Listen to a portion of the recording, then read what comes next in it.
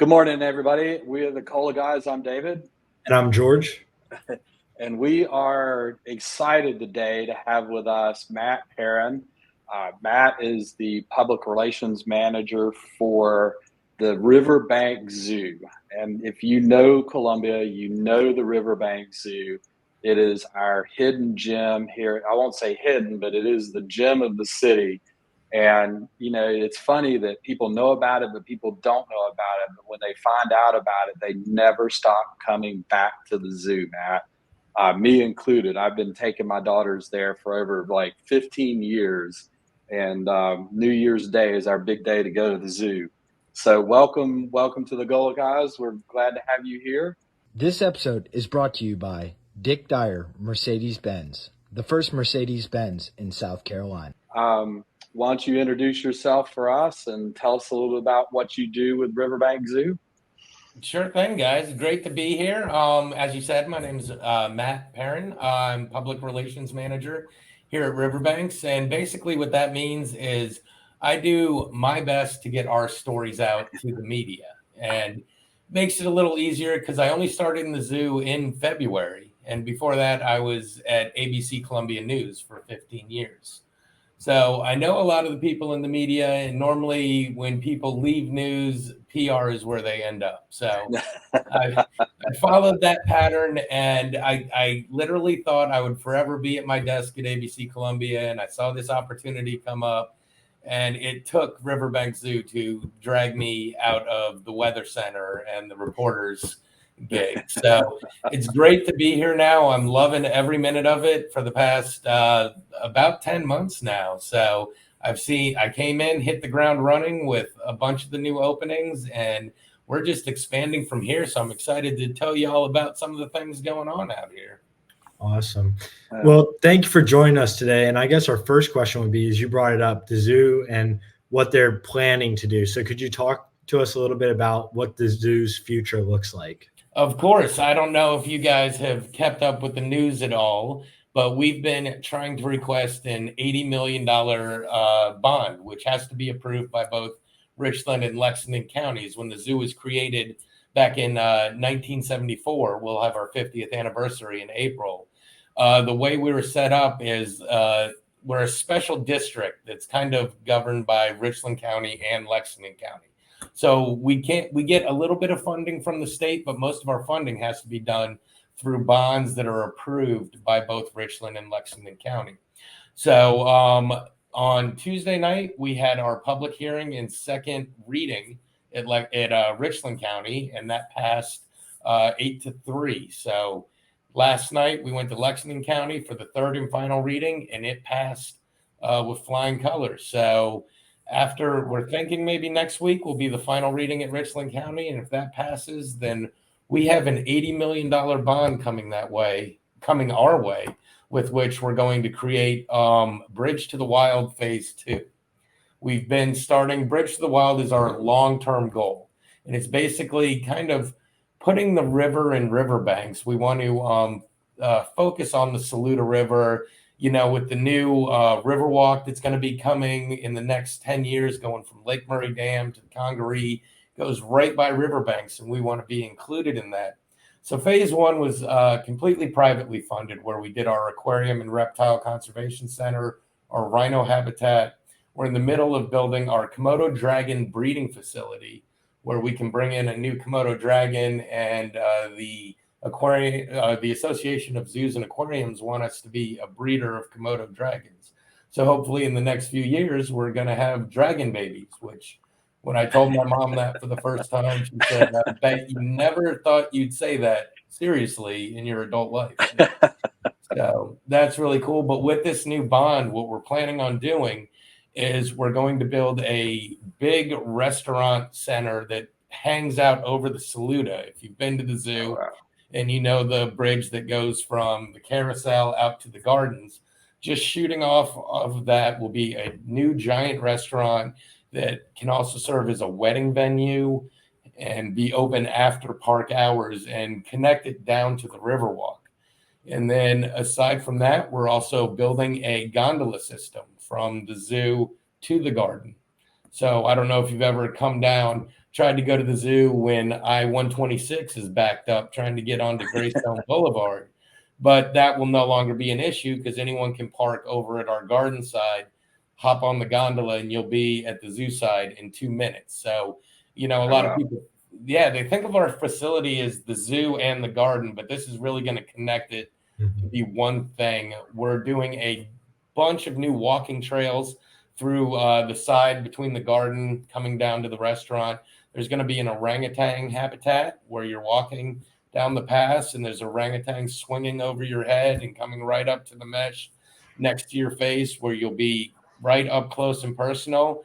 And you continue walking the trail and you'll come to the South Carolina Nature Preserve, which is where we're going to bring in more locally habitated animals that are more in danger. We're going to have black bears, red wolves, which are very endangered, bald eagles. All of those will be right up close and personal with you as you stroll through nature, which would just be very, very cool. And that's what we're hoping to do. We're going to expand our lion habitat. So you're no longer looking across the moat at the lions, but it'll be more like the gorilla base camp where there's just a little piece of glass between you and you can be nose to whiskers with some lions. So we definitely have some cool things in the works.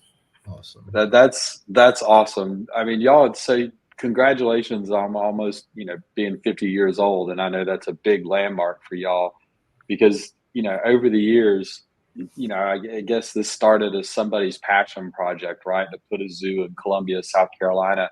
And it has grown into one of the most, visited zoos in the United States. And I don't think, people that live here in the Midlands understand that. So talk a little bit about the history of the zoo and kind of where it started from and, to present day. All right. I don't know if you guys remember, it hasn't been that long since it closed down, but that Constant car wash that was there on Gervais Street, the owner used to have Happy the Tiger. And he had him there and he was getting older and they wanted a place for him. So over the next few years, they had some thoughts and they kind of decided to build this little park where Riverbanks Zoo is now. And so in April of 1974, they opened this little park that was supposed to be the home for Happy the Tiger. And then when we had our new CEO come in, he just had bigger and bigger ideas and it just kept growing and growing and growing and becoming what it is now, which is, like you said, we're always voted top 10 zoo by USA Today and always in the top 10. We are the #1 gated attraction in South Carolina. We are the most visited zoo in the Southeast, welcoming more than 1 million visitors annually. And we're actually expecting that when this new expansion goes through, that's going to go up to about 1.7 million visitors annually, which is just going to way increase the economic impact we have on the Midlands. So what started as an idea for a place to put a mascot has turned into this amazing little landmark we have that a lot of people tell me. My first vacation to South Carolina, I came to Riverbanks Zoo. Awesome. That's awesome.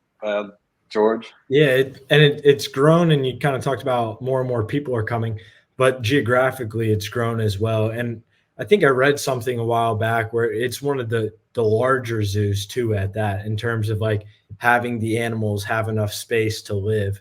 I think was it the elephants that had to get moved out or that, but still compared to a lot of zoos, the animals are treated really well. And could you talk a little bit about that for us, just about the size of the zoo?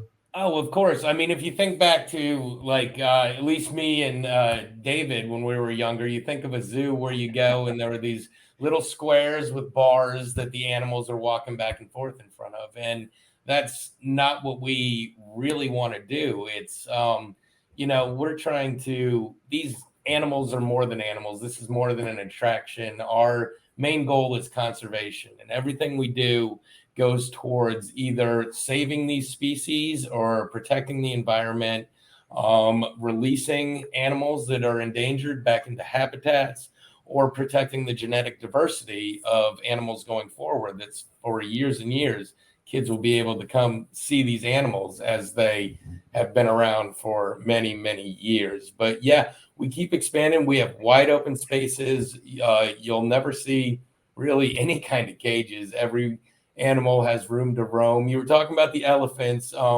We actually moved them, I'd say, to the Palm Springs of the elephant community. There's a retirement center for elephants that solely works with these aging elephants. So we moved them to where they could retire. And I don't know if they play trunk shuffleboard or anything like that, but they're having a good time, still doing well from what we hear. And we brought in our southern white rhinos, which is a very endangered species that we're doing a lot of work with as well here, which I'm sure we'll talk about here in a minute. But it's just really cool, the advancements we make. And coming from the media, I was amazed at how many stories there are here to tell that I didn't hear about when I was in the media. And that's what's really cool. A lot of these zookeepers, they think, oh, this is my day-to-day life. And I'm like, no, that's a story that people want to know. They don't realize all these weird things we're doing that are really advancing population care. And there are free range places in Africa asking us for our techniques for taking care of rhinos. So just, you think you come to work and taking care of animals, but all of our work also hits the bigger picture, which is the really cool story behind Riverbanks, I think. Yeah. So I guess a lot of people want to know, like, where do you get these animals from? I'm sure, I know there's not like, an eBay for wildlife out there. You can just go, hey, I want a Bengal tiger and let's go get one. But, I guess with your future plans, y'all might be looking at bringing in some other animals. What's the acquisition process like that for these?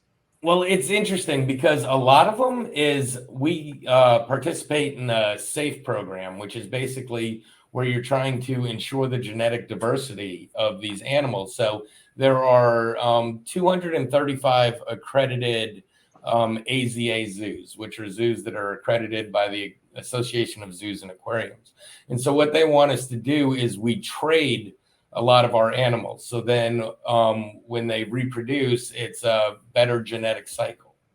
So a lot of times our animals are really just being traded between zoos so that we can expand the population without keeping a single bloodline.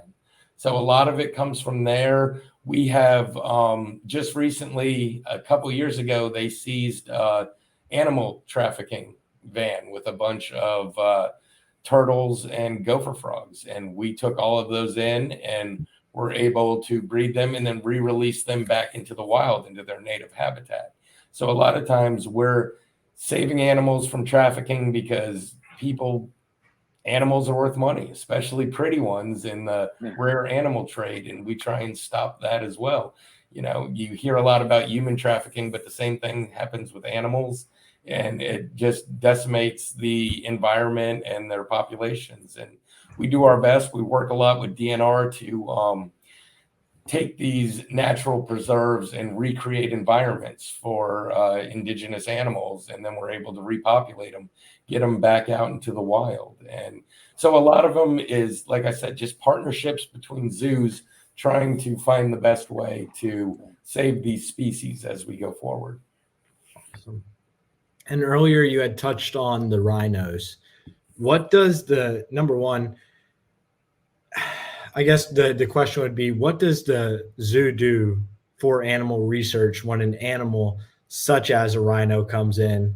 And what's the goal they're trying to take away besides just getting more of a population? All right. Well, with the southern white rhinos, it's actually interesting. We've done a couple things with them very recently.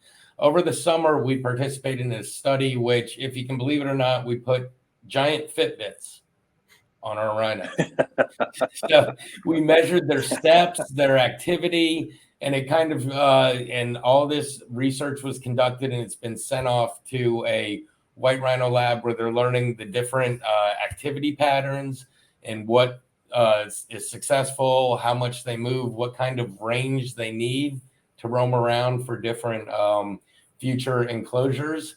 But at the same time, we are also now the third zoo in the nation. We have trained our rhinos to voluntarily give blood. They put their hoof up on a box and they'll let us take blood from them. And we've found a vein in the foot that no one has really used before. And we've been able to extract enough blood to create plasma. So we're only the third zoo in the nation to ever extract rhinoplasma.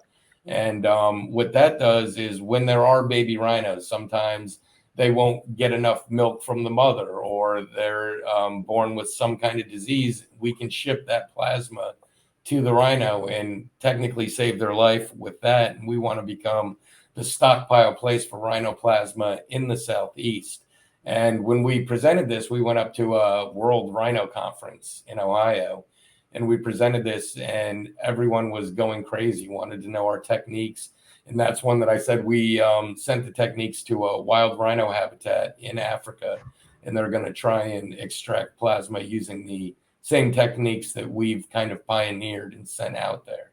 So those are the cool stories that the keepers are like, yeah, we're training them to give blood, but we're also going to save baby rhinos in the next 5 to 10 years. And that's a very endangered species. So it's just really cool that these little day-to-day tasks have these global ramifications going forward. This episode of The Cool Guys is sponsored by Bell Carrington, Price & Gregg. Bell Carrington is our choice for the best real estate attorneys in town. They are highly communicative and make sure that the closing process is as smooth as possible. With offices in North Carolina, South Carolina, Tennessee, Georgia, and Alabama, they can handle any of your real estate finance, eminent domain, financial services litigation, and litigation needs. Call their Columbia SC office today at 803-509-5078.